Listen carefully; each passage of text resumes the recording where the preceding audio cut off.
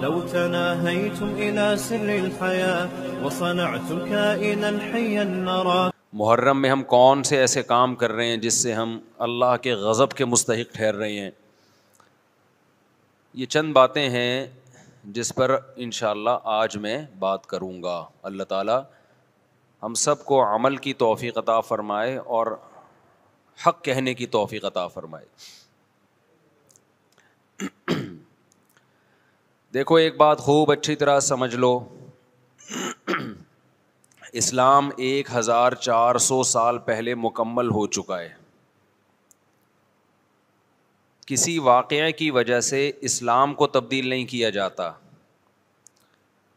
بلکہ اسلام کی روشنی میں اس واقعے کے جو تقاضے ہیں ان پر عمل کیا جاتا ہے. ہمارے ہاں ہو یہ رہا ہے واقعات کی بنیاد پہ مسائل نکالے جا رہے ہیں. 10 محرم کا دن سیدنا حسین ابن علی رضی اللہ عنہ کی شہادت سے پہلے بھی عظیم تھا، اور سیدنا حسین ابن علی رضی اللہ عنہ کی شہادت کے بعد بھی عظیم دن ہے.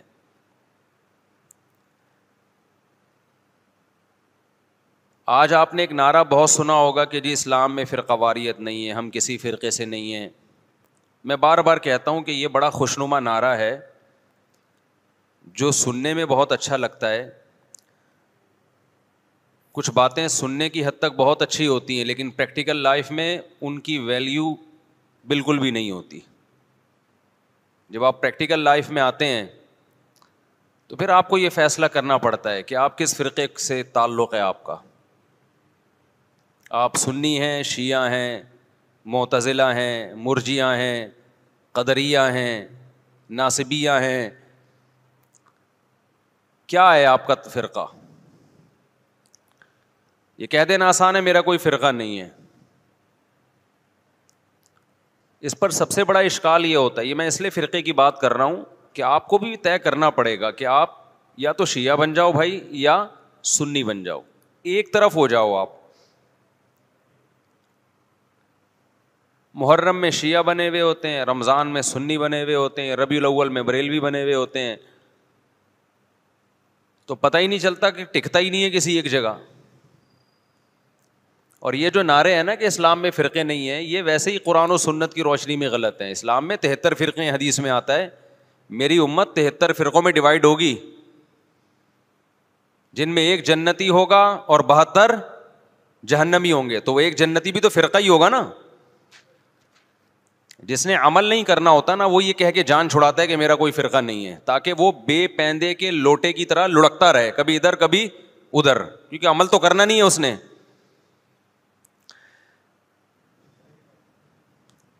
آپ نے دیکھا ہوگا نا سیاست دانوں میں لڑکتے ہیں، ادھر پیسے ملے ادھر چلے گئے، ادھر پیسے ملے ادھر چلے گئے، ادھر پیسے ملے ادھر چلے گئے. تو ان کو کیا کہا جاتا ہے سیاست کی زبان میں؟ لوٹا کہا جاتا ہے. بھائی تم ایک سیاسی جماعت کے بارے میں سوچو جو تمہیں صحیح لگے، پھر اس پہ ڈٹ جاؤ. تو اسلام میں بھی 73 فرقے ہوں گے، نبی نے فرمایا. عین ممکن ہے ابھی 73 نہ ہو، کم ہو، لیکن قرب قیامت تک کتنے ہو جائیں گے؟ 73. ہو سکتا ہے ابھی 73 نہ ہو، ابھی 7 ہوں یا 8 ہوں یا 10 ہوں یا 15 ہوں، لیکن ہیں. اب ان میں سے ایک کیا ہے؟ بولو. جنتی ہے. تو آپ کو پتا ہونا چاہیے. موضوع سے ہٹ کے تھوڑی سی بات کروں گا کیونکہ اس بات کی بھی کو لوگ غلط پہلو دے سکتے ہیں کہ فرقوں سے مراد کیا ہے. یہ جو فروعی مسائل کا اختلاف ہوتا ہے ائمہ اربعہ میں، یہ فرقوں میں داخل نہیں ہے. یہ چیز رفع الیدین کے ساتھ نماز پڑھنا، بغیر رفع الیدین کے پڑھنا، آمین زور سے آمین آہستہ، یہ تو صحابہ کرام میں بھی اختلاف تھا. یہ تو صحابہ کے دور میں بھی تھا، حالانکہ صحابہ کے دور میں 2 فرقے نہیں تھے. تو قرآن و حدیث کی تشریح میں جب اختلاف ہوگا، اس اختلاف کو فرقہ واریت نہیں کہا جائے گا. یہ ان 73 فرقوں میں شامل نہیں ہوگا. جیسے نبی صلی اللہ علیہ وسلم نے صحابہ کا لشکر بھیجا کہ بنو قریظہ پہنچ کے نماز پڑھنا عصر کی، کئی بار یہ حدیث بیان کر چکا ہوں. راستے میں نماز کا وقت قضا ہونے لگا بعض صحابہ نے کہا بھائی فوراً پڑھ لینی چاہیے, نبی کا حکم تھا, مگر نماز قضا ہونے کا تو نبی کو علم نہیں تھا کہ راستے میں قضا ہو جائے گی. بعض نے کہا نہیں, نبی کا مطلب کو چھوڑو, نبی کے الفاظ دیکھو, الفاظ یہی ہیں کہ نہیں پڑھنی. تو دو فرقوں میں بڑھ گئے نا, ایک کہہ رہا ہے اثر پڑھنی ہے, ایک کہہ رہا ہے نہیں پڑھنی. لیکن نبی نے دونوں کو ملامت نہیں کی. وجہ کیا تھی کہ یہ حدیث کی تشریح میں اختلاف کی وجہ سے دو حصوں میں بٹے تھے, وہ رائے کا اختلاف ہوا تھا. تو یہ فرقہ واریت میں داخل نہیں ہے, یہ تو علماء میں ہوتا ہے, صحابہ میں ہوا. اس میں تو جس مفتی کی بات پر زیادہ اعتماد ہوگا اس کے فتوے کو فالو کیا جائے گا اور دوسرے پہ طنز نہیں کیا جائے گا. لیکن کچھ اختلافات اس سے اوپر کے ہیں. میں سمجھا پا رہا ہوں اپنی بات؟ آ رہی ہے نا؟ آسان مشکل بات تو نہیں کرنا میرے. کچھ اختلافات اس سے اوپر کے ہیں. یہ حنفی, مالکی, شافعی, حنبلی اختلافات, یہ وہ اختلاف نہیں ہے جو 73 فرقوں والے ہیں. یہ تو سب ایک دوسرے کو برحق سمجھتے ہیں. ابھی آپ نے سنا ہوگا امام حرم نے خطبہ دیا, مسجد نبوی میں بھی, مسجد حرام میں بھی. میں چاروں ائمہ کا تذکرہ کیا, ابو حنیفہ, مالک, شافعی, احمد ابن حنبل, ان کا کہ ان کے فالوورز جو اس خطبے کا میں مفہوم بیان کر رہا ہوں کہ ہم نے قرآن و سنت کو ان کی رہنمائی میں سمجھنا ہے. بہت اچھا خطبہ تھا, اس کا مفہوم میں خلاصہ پیش کر رہا ہوں.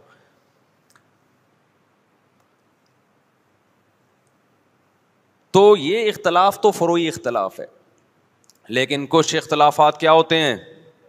اوپر کے ہوتے ہیں. بیسک بنیادی عقیدوں کا اختلاف, ختم نبوت کا اختلاف. چھوٹا اختلاف ہے, بڑا اختلاف ہے؟ بڑا اختلاف ہے. قادیانی بھی اپنے آپ کو مسلمان کہتا ہے اور ہم قادیانی کو مسلمان نہیں مانتے. اب کوئی آپ سے پوچھے قادیانی ہو یا نہیں ہو, آپ بولے میں فرقوں کو نہیں مانتا, او بھائی تو جان چھڑا رہا ہے اپنی. آپ کو مینشن کرنا پڑے گا کہ آپ ختم نبوت کے قائل ہو یا نہیں ہو. اگر قائل ہو تو اس کا مطلب آپ قادیانی نہیں ہو. معتزلہ ایک فرقہ تھا اسلام میں, اس کی کچھ باقیات ابھی بھی ہیں. قدریہ ایک فرقہ تھا اسلام میں. خوارج ایک فرقہ تھا اسلام میں. بہت سے فرقے تو ہوئے, بنے اور تحلیل ہو گئے, اپنی اصل فارم میں رہے نہیں. کچھ لوگوں نے تقدیر کا انکار کیا, اسلام میں ایسے فرقے بھی پیدا ہوئے.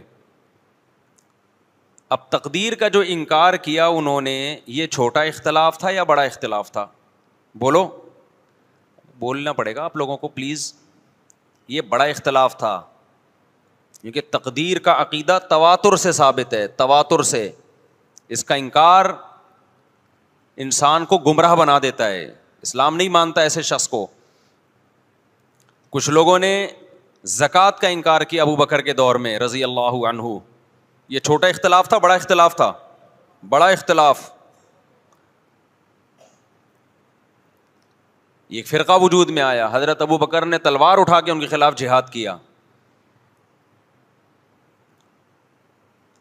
جبریہ ایک فرقہ تھا, انہوں نے کہا کہ ہم مجبور ہیں, ہم جو عمل کرتے ہیں اپنے اختیار سے نہیں کرتے, گن پوائنٹ پہ اللہ ہم سے کرواتا ہے, چاہے نیکی ہو چاہے برائی ہو, ہمارے ارادے کا کوئی دخل نہیں ہے.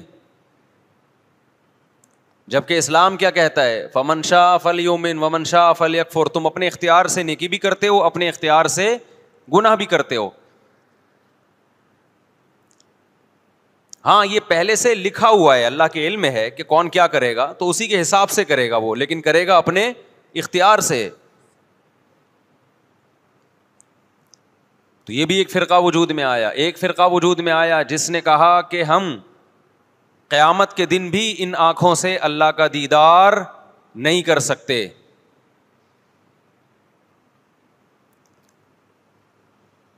اہل سنت والجماعت کا عقیدہ ہے کہ مومنین کو قیامت کے دن انہی آنکھوں سے اللہ کا دیدار ہوگا, کیونکہ بہت ساری احادیث ہیں اس پر. تو جب اتنے سارے فرقے وجود میں آئے,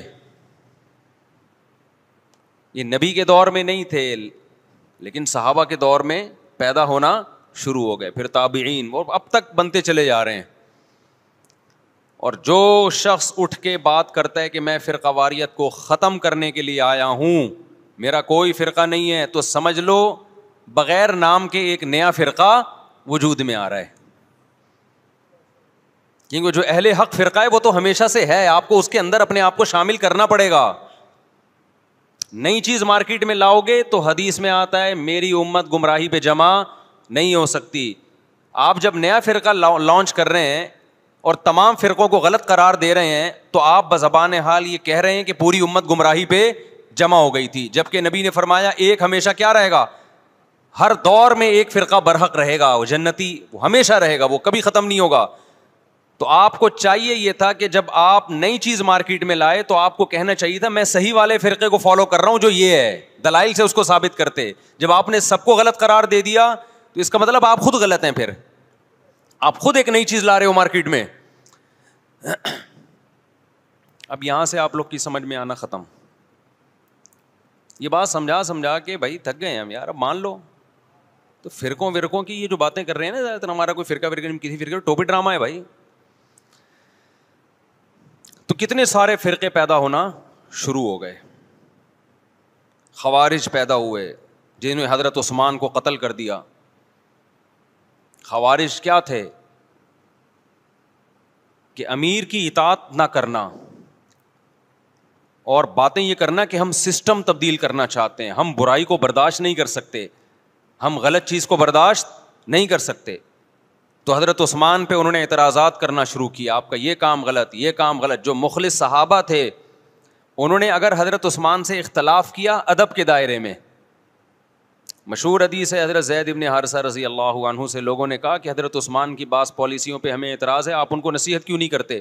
تو انہوں نے کہا میں تمہارے سامنے تھوڑی نصیحت کروں گا, وہ امیر ہیں, میں نے اگر ان کو سمجھانا ہوگا عزت کے ساتھ بند کمرے میں ان سے بات کروں گا, تمہیں خوش کرنے کے لیے تھوڑی کروں گا میں. تو یہ وہ لوگ تھے کہ جن کو امیر سے اگر اتفاق ہوتا, امیر سے اگر کسی بات پہ اختلاف ہوتا تو یہ شورش برپا نہیں کرتے, فتنہ نہیں پھیلاتے. اور جو فتنہ پرست ہوتے ہیں وہ لوگوں میں جا کے حکومت کے خلاف بغاوت کی ترغیبیں دے رہے ہوتے ہیں, اٹھو تلوار سے ان کو سیدھا کرو. تو تلوار تو نہیں چلتی, اس تلوار سے فائدہ تو نہیں ہوتا. اس تلوار سے کیا ہوتا ہے, مسلمان آپس میں لڑ پڑتے ہیں, امن خراب ہوتا ہے. نبی صلی اللہ علیہ وسلم نے ارشاد فرمایا خوارج کے بارے میں, یہ ایک ایسا فرقہ ہے, فرمایا ان کی عبادت ایسی ہوگی کہ تم ان کی عبادت کو دیکھ کر اپنی عبادت کو کم سمجھو گے, نیک اتنے ہوں گے دیکھنے میں. اور آپ صلی اللہ علیہ وسلم نے فرمایا ان کی تلوار ہمیشہ مسلمان کے خلاف اٹھے گی, بت پرست اور غیر مسلم ان سے محفوظ ہوں گے. آج دیکھ لو بغاوت کے نام پہ, اسلامی ریاست کے تحریکوں کے نام پہ مسلم ملکوں کو ہی تباہ کیا جا رہا ہے, مسلمان کو ہی قتل کیا جا رہا ہے.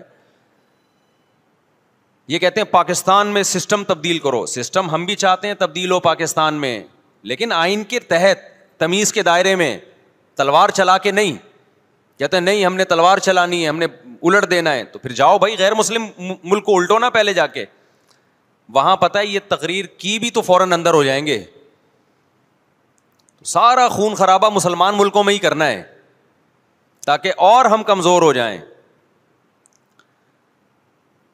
مجھے بہت لوگ کہتے ہیں مفتی صاحب آپ سسٹم کی تبدیلی کی بات کیوں نہیں کرتے؟ میں کہتا ہوں بھائی سسٹم کی تبدیلی کی ہم بات کرتے ہیں, لیکن وہ جو گراؤنڈ ریئلٹی کے مطابق ہو, جو سوٹیبل ہو. ورنہ مبہم نعرے لگا دینا کہ نظام بدل دو, خلافت قائم کر دو, سسٹم چینج کر دو, ایسے مبہم نعرے لگا کے نوجوان طبقے کو آپ اندھیری گلی میں بند کر دیں, یہ بہت آسان ہے. ایسا جنازہ جس کو پتہ ہی نہیں کہ دفنانا کہاں ہے ہم نے.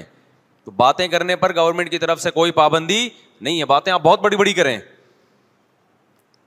جو علماء سسٹم تبدیل کرنے کی کوشش میں لگے ہوئے ہیں نا, وہ باتیں کیے بغیر لگے ہوئے ہیں.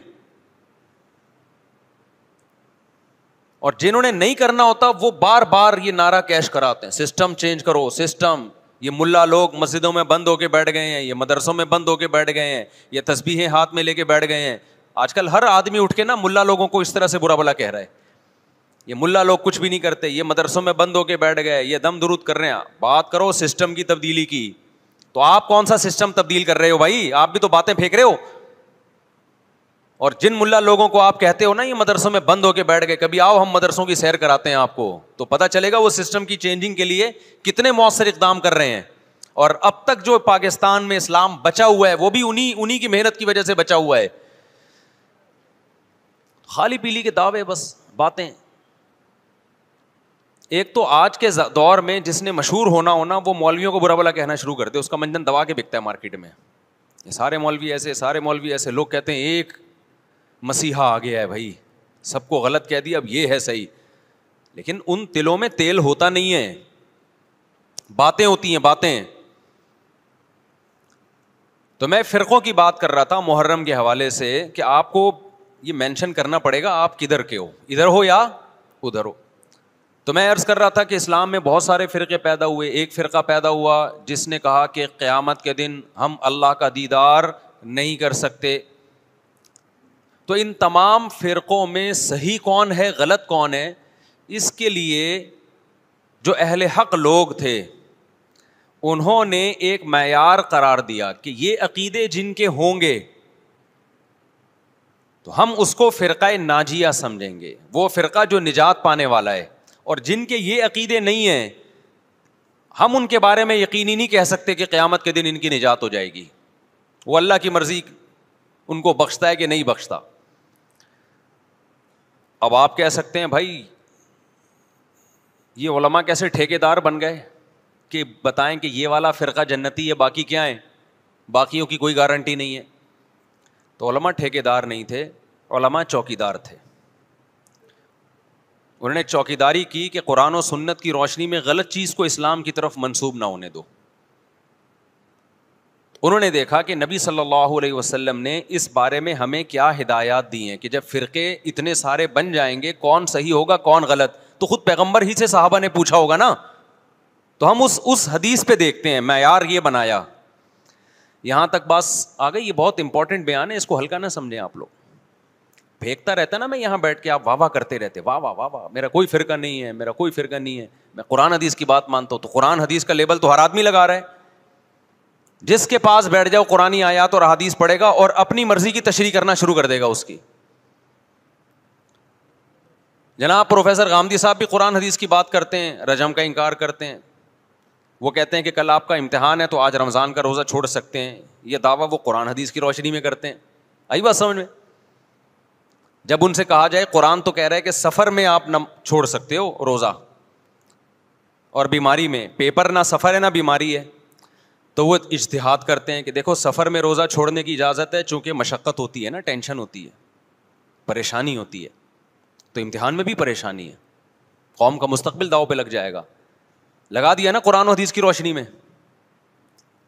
پھر ان سے جب سوال پوچھا جائے کہ اچھا جی اگر سفر میں روزہ چھوڑنا ٹینشن کی وجہ سے, ہم تو کہتے ہیں چاروں ائمہ کا اجماع ہے ٹینشن وجہ نہیں ہے, سفر ہی وجہ ہے, چاہے ٹینشن نہ بھی ہو. لیکن اگر اس کی ریزن ٹینشن ہے تو جس سفر میں پھر ٹینشن نہ ہو, آرام دہ سفر ہو, اس میں روزہ چھوڑنے کی اجازت نہیں ہونی چاہیے. یہاں آگے وہ ڈنڈی مار جاتے ہیں کہ نہیں جی پھر بھی روزہ آپ چھوڑ سکتے ہو سفر میں. بھائی سفر میں آپ نماز کو مختصر کرو گے, 4 کی 2 پڑھو گے, چاہے ٹینشن ہو یا نہ ہو, تو سفر پہ مدار ہے, ٹینشن پہ نہیں ہے. غامدی صاحب کہتے ہیں ٹینشن پہ مدار ہے, لہذا امتحان میں بھی ٹینشن ہے, چھوڑ دو آپ روزہ.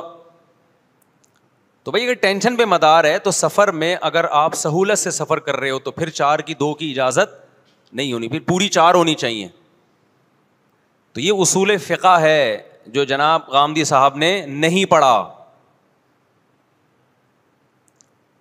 اصول فقہ میں یہ چیزیں پڑھائی جاتی ہیں کہ کون سی دلیل کدھر فٹ کرنے کی ہے تاکہ مغالطہ نہ ہو. یہ علماء پڑھتے ہیں, یہ آج کل جو اسکالرز آ رہے ہیں وہ نہیں پڑھتے, لہذا وہ فیصلہ بھی نہیں کر سکتے کہ قرآن کی کون سی آیت کدھر فٹ ہو سکتی ہے کدھر نہیں ہو سکتی. سمجھتے ہو کہ نہیں سمجھتے ہو؟ تو اب 73 فرقے جہنم میں, 72 جہنم میں, 1 جنت میں, تو وہ ایک بھی فرقہ ہی ہوگا نا, یا یہ کہنا کہ اسلام میں کوئی فرقہ ہی نہیں ہے. تو وہ ایک کون سا؟ نبی صلی اللہ علیہ وسلم سے صحابہ نے پوچھا کون سا جنت میں جائے گا؟ آپ نے فرمایا ما انا علیہ و اصحابی. نام نہیں لیا کہ دیوبندی، بریلوی، اہل حدیث، شیعہ، سنی، رافضی، خوارج، کچھ نام نہیں لیا آپ نے، ورنہ سب وہ نام رکھ لیتے. تو آپ نے فرمایا ما انا علیہ و اصحابی. آپ نے علامت بتائی کہ جس پر میں اور میرے صحابہ. اس حدیث نے دودھ کا دودھ اور پانی کا پانی کر دیا. اس حدیث کی تشریح تو میں کئی بار کر چکا ہوں، لیکن آج محرم کے حوالے سے اس کی تشریح میں کروں گا تاکہ اس حدیث کو ہم محرم پہ فٹ کر سکیں کہ محرم کے معاملے میں ہم صحابہ کے طریقے پر ہیں یا نہیں ہیں. تو ما انا علیہ و اصحابی، آپ صلی اللہ علیہ وسلم نے یہ نہیں فرمایا جو قرآن کے راستے پر ہوگا، اس لیے کہ ہر فرقہ اپنے آپ کو منسوب کس کی طرف کرتا ہے؟ قرآن کی طرف، پھر اس کی تشریح اپنی مرضی سے کرتا ہے. کیونکہ جب اسلام میں فرقہ ہوگا وہ تو نسبت قرآن کی طرف تو کرے گا نا. وہ بھائی اسلام کی طرف نسبت میں پہلی شرط یہ کہ آپ قرآن کو تو مانتے ہو.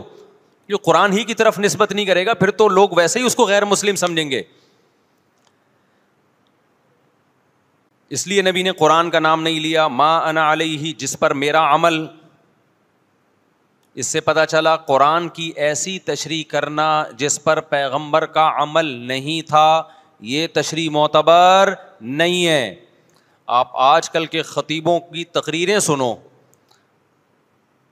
جو جاہل خطیب ہوتے ہیں، مجمع گرم رکھنے کے لیے قرآن کی آیتوں کے ایسے مفہوم بیان کرتے ہیں جو نہ ہم نے کبھی سنے، نہ ہمارے حاشیے خیال، علماء کے حاشیے خیال میں بھی نہیں گزرے. پتہ نہیں کہاں سے لا رہے ہوتے ہیں ایسی تفسیر. تو نبی نے فرمایا جس پر میرا عمل. لیکن اتنا کافی نہیں ہے. بعض لوگ قرآن اور نبی کے عمل کی ایسی تشریح کریں گے جس کو صحابہ بولو نہیں مانتے، جس پر صحابہ کا عمل نہیں تھا. تو آپ نے فرمایا وہ تشریح ما انا علیہ و اصحابی جو میرے اور صحابہ کے راستے پر ہوگا، وہ فرقہ کیا ہے؟ جنتی ہے. سمجھتے ہو کہ نہیں سمجھتے؟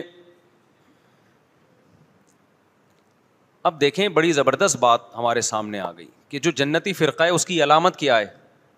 صحابہ کے راستے کو نہیں چھوڑے گا اور پیغمبر کے راستے کو نہیں چھوڑے گا. دیکھے گا پیغمبر کی کیا تعلیمات اور صحابہ نے اس پر کیسے عمل کیا. علماء نے کہا کہ جس میں یہ علامتیں پائی جائیں گی اس کا مطلب وہ فرقہ ناجیہ ہے. ناجیہ نجات یافتہ. تو علماء نے اس کو ایک نام بھی دے دیا یہ اس علامت کی بیس پہ. یہ نام علماء نے دیا تاکہ نام سے پہچان ہو جائے کہ اس حدیث کے معیار پہ یہ فرقہ اترتا ہے یا نہیں اترتا. تو حدیث میں دو چیزوں کا ذکر تھا، ایک سنت اور ایک صحابہ. تو صحابہ کے لفظ کو جماعت سے تعبیر کیا، یعنی اجماع صحابہ. صحابہ کا جو اجماع ہے نا اس کے خلاف نہ ہو، صحابہ کے راستے سے نہ ہو، اس کو الجماع کہا گیا اور نبی کے طریقے کو سنت کہا گیا. تو اس لیے اس فرقے کا نام جو نجات یافتہ تھا اسلاف نے نام رکھا اہل السنت والجماعہ. کھوپڑی شریف میں بات آ گئی، اہل سنت والجماعت جو حدیث کو بھی مانتے ہیں اور صحابہ کو بھی مانتے ہیں.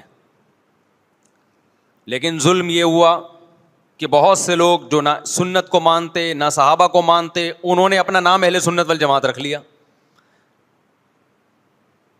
حالانکہ نام میں کچھ نہیں رکھا. اصل کیا ہونا چاہیے؟ کام وہ ہونا چاہیے جو سنت اور جماعت کے مطابق ہو. تو اب یہ نہیں کہ جو فرقہ بھی اہل سنت والجماعت کا لیبل لگا کے آ جائے آپ نے اس کو جنتی ماننا شروع کر دینا. نا نا نا نا نا، آپ نے علامت دیکھنی ہے کہ اس میں اہل سنت والجماعت والی علامتیں پائی جاتی ہیں، وہ عقیدے ہیں جو اہل سنت والجماعت کے ہیں، پھر تو ہم مانیں گے. ادروائز اس کو ہم فرقہ ناجیہ میں نہیں مانیں گے. بات آ رہی ہے سمجھ میں کہ نہیں آ رہی ہے؟ تھوڑی علمی پیچیدہ بحث ہو گئی میرا خیال ہے آج. یہ فرقہ واریت نا ایک بڑا ٹاپک بن چکا ہے. ہر آدمی فرقہ واریت کے نام پہ منجن بیچ رہا ہے کہ میں فرقہ واریت نہیں مانتا، میں یہ مانتا ہوں. ابے تم بس کر دو یار، بس کرو. آپ باتیں کرنے پر گورنمنٹ کی طرف سے کوئی پابندی نہیں ہے، پریکٹیکل لائف میں نہیں چلتا یہ سب کچھ. تو جو اہل سنت والجماعت سچی مچی کے تھے, اب اہل سنت والجماعت میں بھی ہر آدمی اہل سنت والجماعت بنا ہوا ہے. اہل سنت والجماعت کی جو شارٹ فارم اردو میں آئی اس کو سنی کہا گیا, سنت سے نکلا یہ لفظ. اس کو کیا کہا گیا؟ بولو نا, کیا ہو گیا؟ سنی. یہ اہل سنت والجماعت کی کیا ہے؟ کیونکہ اتنا ٹائم نہیں تھا پاکستانیوں کے پاس کہ وہ اتنا لمبا نام لیتے اہل سنت والجماعت, تو انہوں نے اس کو کیا کہنا شروع کر دیا؟ وی آر سنی. تو ہم کیا ہیں بھائی؟ فرقہ ہم 73 فرقوں میں ہمارا فرقہ کون سا ہے؟ ہم سنی ہیں, جو اہل سنت والجماعت کی شارٹ فارم ہے. یہاں تک بات کھوپڑی شریف میں آ گئی. اب جو سنی ہے نا, ان کے کچھ مخصوص عقیدے ہیں. وہ عقیدے ہوں گے تو آپ سنی ہوگے, وہ عقیدے نہیں ہے تو آپ سنی نہیں ہے. لیبل لگاتے رہو. جیسے وہ بار بار میں چٹکلا سناتا ہوں نا کہ ایک آدمی نے چاول کی بوری پر, چینی کی بوری پر چاول لکھا ہوا تھا. لوگوں نے پوچھا بھائی اندر چینی ہے باہر چاول, کہتے ہیں مکھیوں کو دھوکہ دینے کے لیے, مکھیاں بہت بیٹھتی ہیں. تو لیبل کیا لگا دیا چاول کا, اندر کیا ہے؟ چینی. تو ایسے ہی بہت سے لوگ لیبل یہ لگاتے ہیں کہ اہل سنت والجماعت ہم سنی ہیں. لیبل انہوں نے سنی کا لگا دیا, اس فرقے کا لگا دیا جس کو ہم نجات یافتہ سمجھتے ہیں, لیکن اندر مال جو پڑا ہوا ہے وہ سنی والا مال نہیں ہے. تو یاد رکھو, چاول کے لفظ سے کیا مکھی دھوکہ کھا سکتی ہے اور بوری پہ نہ آئے؟ تو کیا سنی کے لفظ سے فرشتے دھوکہ کھا سکتے ہیں؟ یہ معاذ اللہ, اللہ دھوکہ کھا سکتا ہے جبکہ اندر مال سنی والا نہیں ہو. یہ ہو سکتا ہے کیا؟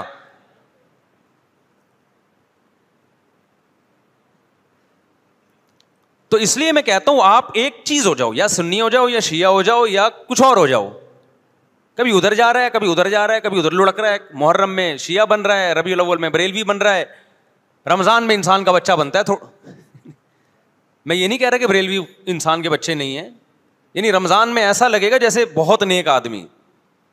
تراویح میں پہلے 3 دن دیکھو نا آپ. ابھی تو میں یہ بات ہی نہیں کر رہا کون جنتی کون جہنمی کون غلط کون صحیح, ابھی تو میں صرف یہ بتا رہا ہوں کہ اسلاف نے 73 فرقوں میں سے جو ایک جنتی ہوگا اس کو ایکسپلین کیسے کیا ہے. اگر بریلوی اس پہ پورے اترتے ہیں تو بھائی وہ جنتی ہیں, میں کسی کو جہنمی جنتی نہیں کہہ رہا, میں تو ایک کرائٹیریا بتا رہا ہوں. ہو سکتا ہے میں نہ اترتا ہوں, بریلوی بھائی پورے اترتے ہوں, شیعہ لوگ پورے اترتے ہوں. کسی ایک کو میں یقینی طور پہ نہ جنتی کہہ رہا ہوں نہ جہنمی. میں تو کہہ رہا ہوں کہ آپ فیصلہ کرو کہ آپ ادھر ہو یا ادھر ہو, درمیان میں نہ لٹکو. ایسا نہیں ہو سکتا ایک ٹانگ جہنم میں ایک ٹانگ جنت میں آپ کی, یا تو پورے ادھر جاؤ گے یا پورے ادھر جاؤ گے. کھوپڑی شریف میں بات آ رہی ہے کہ نہیں آ رہی ہے؟ تو نبی صلی اللہ علیہ وسلم نے فرمایا جنتی فرقے کی علامت ما انا علیہ و اصحابی, جس پر میں اور میرے صحابہ ہوں. اب نبی اور نبی کے صحابہ کس طریق پر تھے, کس ٹریک پر تھے؟ اس کو امام طحاوی رحمہ اللہ تعالی جو حنفیہ میں بہت بڑے محدث گزرے ہیں, امام ابو حنیفہ کے شاگردوں کے شاگردوں کے شاگردوں میں تھے,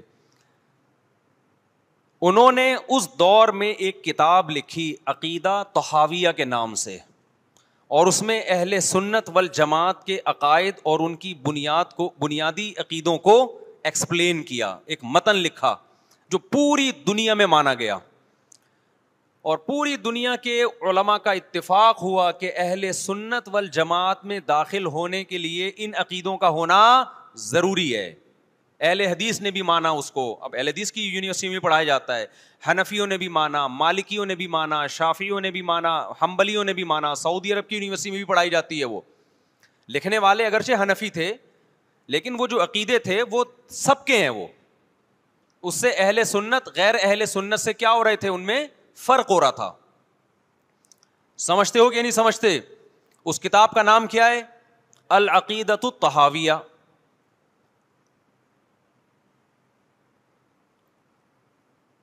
وہ کتاب جو لکھی گئی ہے نا, پوری دنیا نے اس لیے مانی کہ اس میں ہر عقیدے میں قرآن اور سنت اور اجماع صحابہ, ان 3 کو بنیاد بنایا گیا ہے. قرآن سے ہو, اور قرآن کی ایسی تشریح جو حدیث مانتی ہو, اور قرآن اور حدیث کی وہ تشریح جو صحابہ مانتے ہوں. لہذا اس وقت پوری دنیا میں جو اہل حق علماء تھے ان کا اتفاق ہو گیا, اور اب تک یہ اتفاق چلا آ رہا ہے کہ جو ان عقیدوں سے ہٹے گا وہ یا تو قرآن کے راستے پر نہیں ہے, یا نبی کے راستے پر نہیں ہے, یا صحابہ کے راستے پر نہیں ہے. اٹ مینس کہ وہ اہل سنت والجماعت سے خارج ہے. خارج کہہ کے ہم اس کو کافر نہیں کہہ رہے, کافر کہنا نہ کہنا یہ ایک الگ بحث ہے. کچھ کافر ہیں, کچھ کافر نہیں ہے, لیکن وہ نجات یافتہ فرقوں میں نہیں ہے. بہرحال وہ اس فرقے میں نہیں ہے جس کی نبی صلی اللہ علیہ وسلم نے جنت میں جانے کی گارنٹی لی ہے. سمجھتے ہو کہ نہیں سمجھتے ہو؟ اب ان عقیدوں میں کیا ہے بھائی؟ وہ یہ کہ اہل سنت والجماعت جب بھی کوئی مسئلہ نکالیں گے اس کی بنیاد 4 چیزیں ہوں گی: قرآن، حدیث، اجماع امت. یعنی ایسی تشریح کبھی نہیں کی جائے گی قرآن و سنت کی جو امت کے اجماع کے خلاف ہو, کیونکہ امت حدیث میں بہت دفعہ یہ کہ امت گمراہی پہ جمع نہیں ہو سکتی. آپ ایسی تشریح کسی حدیث کی کر رہے ہیں جو کوئی بھی نہیں مانتا اب تک, اس کا مطلب آپ گمراہی پھیلا رہے ہیں. اور چوتھی چیز ہے قیاس. بعض مسائل قرآن و حدیث میں واضح نہیں ہیں لیکن قرآن اور حدیث میں ان کی طرف اشارے ہیں, تو مجتہد کیا کرتا ہے کہ وہ قرآن و حدیث کے ان معنی اور مضمون میں غوطے لگا کے وہ مسائل کا استنباط کرتے ہیں, زمانے کے حساب سے نئے نئے مسائل اخذ کرتے ہیں. سمجھتے ہو کہ نہیں سمجھتے؟ تو 4 اصول اہل سنت والجماعت کے: قرآن سے مسئلہ نکالا جائے گا, حدیث سے نکالا جائے گا, اجماع امت سے, اور چوتھے نمبر پہ قیاس سے. ہوا و حرص والا دل بدل دے,